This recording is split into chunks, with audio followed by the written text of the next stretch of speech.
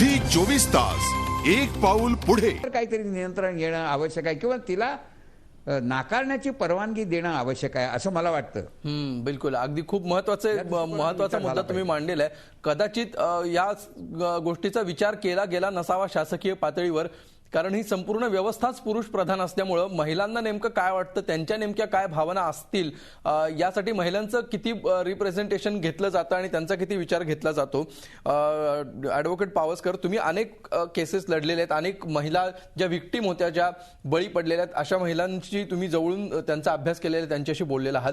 महिलांच्या बाजूनी जर या विषयाकडे आपण बघायचं म्हटलं तर ते आपल्याला कसं बघता येईल? महिलांसाठी अशा प्रकारे वयोमर्यादा कमी करणं ही त्यांच्यासाठी एक नैसर्गिक भावनेला मोकळी करून दिलेली वाट असेल की त्यांच्याविरुद्ध अन्यायाला दाद मागण्यासाठी जेवढी संधी होती तो स्कोप कमी करणं असेल? नाही, निश्चितपणाने मी पुन्हा एकदा डॉक्टर प्रभू म्हणाले त्याला पाठिंबा देईन. याचं कारण असं झालेलं आहे की आपण जसं डॉक्टर म्हणाले तसं की याच्यामध्ये फक्त पुरुषांचा विचार केला गेलेला आहे. आपण जर पाहायला गेलं तर अशा प्रकारे किती वेळा स्त्रियांची या बाबतीत चर्चा केली गेली. कारण जर आपण पाहिलं तर बलात्काराच्या गुन्ह्यामध्ये नेहमी व्हिक्टीम ही स्त्रीच असते, पुरुष कधी व्हिक्टीम झालेला बलात्कार नसतो. त्यामुळे ज्या अर्थी आपण हे सत्य मान्य केलेलं आहे की अशा गुन्ह्यामध्ये असणारी बळी ही स्त्रीच असणार आहे, त्यावेळेला प्रथम तिचा विचार केला का? कारण कायद्याने आपण दोघांनाही समान मानलेलं आहे, व्यक्ती स्वातंत्र्य आपण दोघांनाही दिलेलं आहे, कॉन्स्टिट्यूशनल राईट्स दोघांचे सारखे आहेत. मग अशा परिस्थितीमध्ये आपण हे वय कमी करताना जी बळीत आहे, जी व्हिक्टीम आहे, तिचा विचार कधी करणार आहोत? त्यामुळे तिचा विचार या ठिकाणी केला गेलेला नाही आहे. आणि तिचा विचार केला गेला तर निश्चितपणाने जसं डॉक्टर प्रभू म्हणाले की तिचं म्हणणं हेच असेल की हे वय 16 नसून 18 नसून 20 करा, 21 करा. आणि त्याचा दुसरा साईड इफेक्ट असा झालेला आहे. आपला प्रश्न असा होता की साईड इफेक्ट जास्त महत्वाचे धरायचे की भावनांना मोकळीक देणं जास्त महत्वाचं? आपल्या घटनेनं सुद्धा प्रत्येकाला मूलभूत अधिकार दिलेले आहेत, फंडामेंटल राईट्स दिलेले आहेत. ते फंडामेंटल राईट्स देताना आपण एक म्हणणं मान्य केलेलं आहे की स्वातंत्र्य म्हणजे स्वैराचार नव्हे. तुम्हाला जेव्हा मूलभूत अधिकार दिले तेव्हा त्यावेळेला आपल्याला एक बंधन पण घातलेलं आहे की त्याच्यावर रिझनेबल रिस्ट्रिक्शन्स असले पाहिजेत. त्यामुळे रिझनेबल रिस्ट्रिक्शन्सना पहिल्यांदा कन्सिडर केलं गेलं आणि त्यांच्या मर्यादांमधून जेवढं मिळेल तेवढं स्वातंत्र्य तुम्ही घ्यायचं असं कायद्याला अभिप्रेत आहे. तर इथं जर साईड इफेक्ट जास्त सिरियस होत असतील तर मन मोकळेपणा किती द्यावा याला मर्यादा घालणं आवश्यक आहे, तर ते कायदेशीरदृष्ट्या जास्त योग्य ठरेल. त्यामुळे इथे त्यांना किती स्वातंत्र्य द्यावं आणि त्यांना त्यात जास्त आनंद मिळेल किंवा त्यांची शारीरिक डेव्हलपमेंट होते असं करणं म्हणजे कुठेतरी आपण या स्वैराचाराला आमंत्रण देतो आहोत. आज 11वी 12वीतली मुलं शारीरिकदृष्ट्या सक्षम नाहीत, आर्थिकदृष्ट्या सक्षम नाहीत, त्यांचं पुढचं आयुष्य अजून त्यांना कल्पना नाही कोणत्या मार्गाने जाणार. आणि अशा वेळेला जर आपण त्यांना नको त्या मार्गात ढकललं आणि एखादी गोष्ट आता आपल्याला अवेलेबल आहे म्हणून वापरण्याची जर प्रवृत्ती साहजिक आहे, नैसर्गिक आहे आणि ती जर झाली तर त्याच्यानंतर होणारे साईड इफेक्ट्स, त्या मुलीच्या पुढचं आयुष्य, त्यांचं भवितव्य, ह्या सगळ्या गोष्टीचा विचार होणं आवश्यक आहे. त्यामुळे मला वाटतं ज्यांच्या घरामध्ये अशी तरुण मुलं आहेत जी ॲडोलसंट एजला आहेत त्यांच्या पालकांना पहिल्यांदा तुम्ही विचारा त्यांचं मत काय आणि त्यानंतर तुम्ही हे निर्णय घ्यायला जा. तोपर्यंत सामाजिकदृष्ट्या आणि कायदेशीरदृष्ट्या सुद्धा हा निर्णय अतिशय घातक आहे असं माझं मत आहे. अगदी. डॉक्टर जाधव, याच्याविषयी तुम्हाला बोलायचं असेल, याविषयी तुम्ही तुमचं मत मांडाच. आणि त्याचबरोबर प्रश्न असा आहे की हा 16 आणि 18 हा जो 2 वर्षांचा टप्पा आहे याच्यामध्ये नेमका किती मोठा पल्ला गाठला जातो तरुण तरुणींकडून की जेणेकरून 18व्या वर्षी आपल्याला बऱ्यापैकी सुरक्षित वाटतंय, जरी ते 21 पर्यंत यावा असा मतप्रवाह असला तरी सुद्धा ही 18व्या वर्षापर्यंत या 2 वर्षात मॅच्युरिटी किती वाढलेली असते? सगळ्यात पहिल्यांदा मुद्दा म्हणजे मला थोडंसं इथे कॉन्ट्राडिक्ट करायला आवडेल की कायदा जेव्हा आपण करतो तेव्हा भावनात्मक नुसत्या दृष्टीने विचार करून चालणार नाही, रियालिटी याचा विचार केला गेला पाहिजे. म्हणजे असं म्हणून चालणारच नाही आपल्याला की पुरुषाला जास्ती सेक्सची इच्छा असते आणि स्त्रीला सेक्सची इच्छा कमी असते. तिथे असा मापदंड लावून कायदा करणं हे शक्य नाहीये, कारण आपण कन्सेन्शुअल सेक्स बद्दल बोलतोय.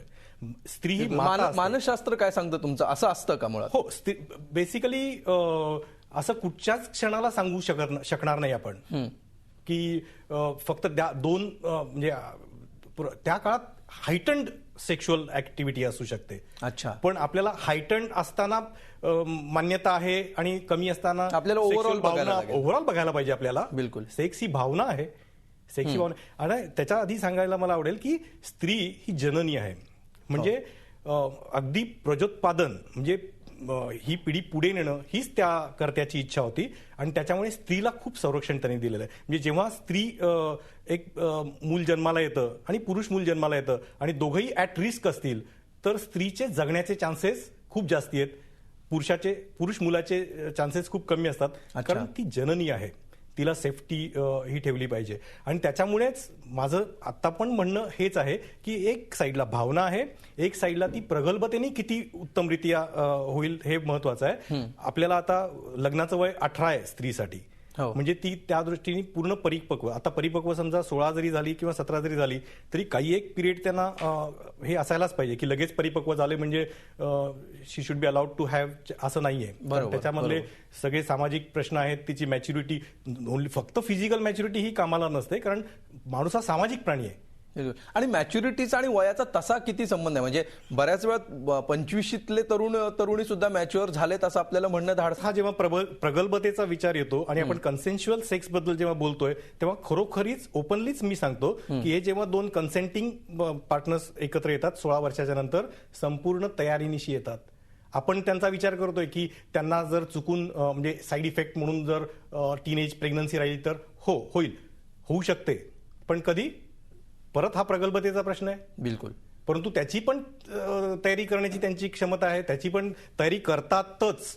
बिलकुल. बरोबर आहे की नाही? त्यामुळे आपण कायदा करताना ह्या गोष्टींचा विचार करणं पण महत्वाचं आहे. बिलकुल. म्हणजे ड्रायव्हिंगला लायसन्स देताना ऍक्सिडेंट होऊ शकतो ही शक्यता गृहीत धरलेलीच आहे. म्हणजे होणार नाही याची काळजी घेणं महत्वाचं आहे, लायसन्स न देण्यापेक्षा. त्याचं मोटर कोऑर्डिनेशन जमलं म्हणून त्या वयाच्या पुढे 2 वर्षांनी आपण त्याला ड्रायव्हिंग देतो, पण तरी तो जर प्रगल्भ नसेल तर तो दारू पिऊन चालू शकतो. पण तसाच एखादा सुशिक्षित माणूस पण दारूच्या नशेमध्ये करू शकतो. पण याचा अर्थ त्याच्यामुळे कायदा बदलणं आपल्याला अभिप्रेत नसतं तिथे. बिलकुल. हे नॅचरल रिसोर्सेस, हे this is sex is an resource. हे मी म्हटलं ना, दिस इज अन नुसतं इम्पल्स नाही, हा बेसिक इम्पल्स आहे. परंतु तो चांगल्या दृष्टीने येण्यासाठी काय जे आवश्यक आहे ते जर म्हणाल की तुम्ही 18 आणि 16 आणि 18 मध्ये काय फरक पडतो, तर बेसिकली कॉलेज एंट्री म्हणजे एक स्कूल एंट्री हा एक प्रकार असतो आणि कॉलेज एंट्री म्हणजे कॉलेजमध्ये एंट्री घेतल्या गेल्या पहिल्यांदा त्या मुलांची एक इनिबिशन्स दूर होतात. इनिबिशन्स दूर झाल्या ते त्यांचे नॅचरल एक्सप्रेशन्स असतात. ही काही ओढून ताणून नाही, पण हल्ली पॅरेंट्समुळे ओढून ताणून पण ती एक्सप्रेशन्स यायला लागली आहेत.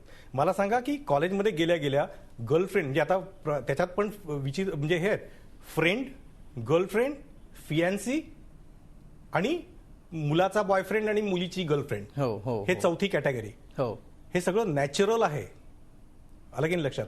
त्यामुळे कायद्यात ह्या बसवणाऱ्या गोष्टी आपण डिनाय करण्यात काही अर्थ नाही. म्हणजे तर इथे मला काय म्हणायला आवडेल की बेसिकली हा 16 आणि 18 मधला जो फरक आहे त्याची ब्रिजिंग गॅप ही 0 अगदी 2 वर्षापासूनच चालू झाली पाहिजे आणि त्याच्यासाठी parents they work as a role model. अगदी. म्हणजे ह्याच्यावर जर आपल्याला पुढे जाऊन चर्चा करायची असेल तर तुमच्या आजूबाजूची सामाजिक परिस्थिती आणि या पिढीला मिळणारं एक्सपोजर जर इतक्या प्रचंड प्रमाणात बदललेलं आहे तर त्यांच्याकडून तेवढ्या वेगाने मॅच्युरिटी येणं, ती मुलं मॅच्युअर होणं अपेक्षित आहे. मग अशा परिस्थितीमध्ये ही जी परिस्थिती आजूबाजूला बदलतीये ती आपण नाकारणार आहोत का? आणि केवळ साईड इफेक्टचा विचार आपण करून याबाबत आपला जो काही निर्णय असेल, आपलं जे काही मत असेल ते बनवणार आहोत का? याविषयी आपण बोलूया. एक ब्रेक घेऊया आणि ब्रेक नंतर शेवटच्या भागामध्ये ही चर्चा आपण सुरू ठेवूया. झी 24 तास, एक पाऊल पुढे.